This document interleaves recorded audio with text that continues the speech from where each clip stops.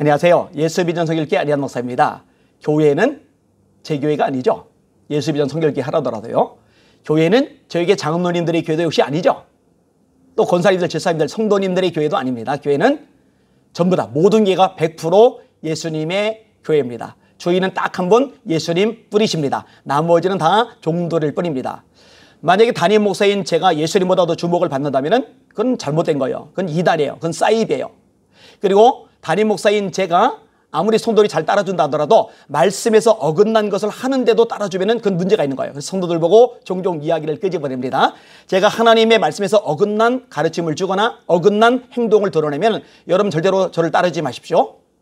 거기에 반복되면 저를 쫓아내셔야 됩니다. 그렇게까지 이야기를 합니다. 그게 당연한 거죠.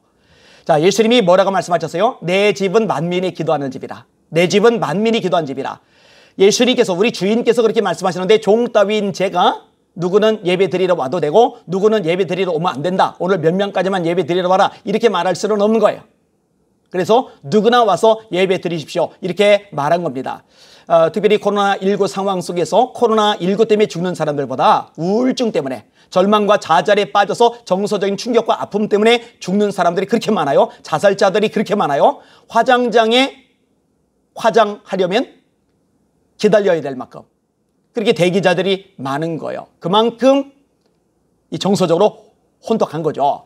이런 상황에서 살고 싶어서 예배 드리겠다는데 그걸 어떻게 오지 말라고 합니까? 그래서 경찰 조사를 받을 때도 제가 이 부분 분명히 말했습니다. 저는 목사입니다. 제게는 사람들이 더 중요합니다. 살고 싶어서 예배를 드리겠다고 그러는데 제가 어떻게 오지 말라고 그럽니까? 내가 이것 때문에 지금 검찰 조사, 그 다음에 법원 판결까지, 재판까지 받아야 되지만 앞으로 같은 상황이 돼도 저는 똑같이 문 열고 예배 드리러 오라고 말할 겁니다. 하고 경찰한테 이야기를 했어요. 경찰이 그거 가지고 트집 안 잡더라고요. 고개를 끄덕이죠. 당연한 이야기입니다. 이 같은 마음으로 지금도 계속 같은 패턴의 행동을 보이고 있어요. 최근에 한 단체에서 연락이 왔어요. 매주 월요일 8시부터 3시까지 사용해도 되겠냐, 교회 공간 사용해도 되겠느냐, 사용하라고 그랬어요. 또 9월 8일 분당 사용해도 되겠느냐, 예, 사용해도 된다고 그랬어요. 아람 연건이라고 있어요. 히라보, 라틴어, 그다음에 헬라어, 독일어, 요 네 가지를 주로 가르치고 그다음에 나머지 상당수 이 근동 언어들을 가르쳐요. 시리아어, 아카디아어 이런 것들. 저희 교회에서 11년, 12년 정도 이게 진행이 되었어요. 이거 공부하고 싶어하는 신학생들 저희 교회 와서 공부를 하는데 공간 임대료 1절 안 받고 다 무상으로 빌려줍니다. 왜냐? 주님의 교회니까. 그리고 와서 말씀을 배우겠다는데 그걸 왜 반대합니까? 또 다양한 기도 모임들 저희 교회에서 하겠다고 그럴 때 한 번도 제가 거절한 적도 없고요. 돈도 받지 않아요. 왜? 주님의 교회니까. 내 집은 만민이 기도하는 집인데 어떻게 그거를 돈 받고 받을 생각 합니까? 아니면은 오지 말라고 할 생각 합니까? 저는 그건 성경적이지 않다고 생각을 하는 거예요. 하나님 얼굴 구하는 교회가 강제 폐쇄를 당했어요. 문 열 수 있는 그 중앙에다 딱지를 붙여놨어요. 그 예배 드릴 공간이 없겠다 싶은 마음이 들어서 속상해서 제가 먼저 제안을 했습니다. 저희 교회에 와서 예배를 드리세요. 그래서 그저께 저희 예수 믿은 성결교회에서 하나님 얼굴 구하는 교회 성도들이 와서 예배를 드렸어요. 앞으로도 얼마든지 드려도 됩니다. 목요일날 기도 모임이 있는데 그 기도 모임도 우리 교회에서 얼마든지 활용해도 된다고 이야기를 했습니다. 그리고 이런 것들은 앞으로도 똑같이 동일하게 나아갈 겁니다. 저는 그게 옳다고 생각을 합니다. 그런데요, 다 제 마음 같지만은 않은 것 같아요. 저희 교회에서 예배를 드리는 인원들이 참 많이 늘었어요. 2부 예배를 드리던 교회인데 4부 예배를 드려요. 4부 예배를 드리는데도 자리가 모자랄 만큼 모든 예배가 다 예배자들로 가득합니다. 이런 얘기 방송 중에 내보내면은 더 단속당하고 더 처벌당하고 더 재판에 불리하지 않겠느냐? 그 불리할 거 각오하고 하는 거요.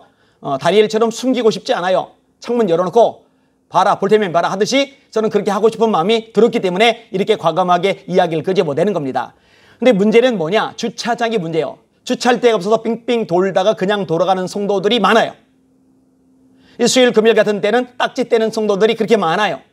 너무 안타깝잖아요. 그래서 좀 넓은 공간을 제가 빌리려고 신학교 2곳에 알아봤어요. 근데 한 곳은 아예 안 된다고 하고 한 곳은 빌려는 줄 수 있는데 주일날 한번 예배 드리는데 500만 원.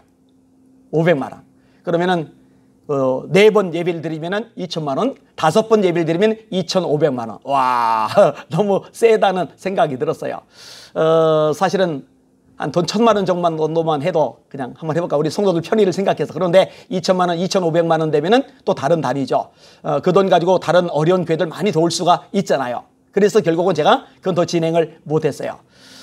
이럴 때 넓은 공간이 있고 주차장이 있고 그러니까 이 교회에 필요한 데 쓰십시오. 그리고 저희는 학교에 필요한 자금 조금 이렇게 되고 한 달에 1,000만 원도 작은 액수는 아니잖아요.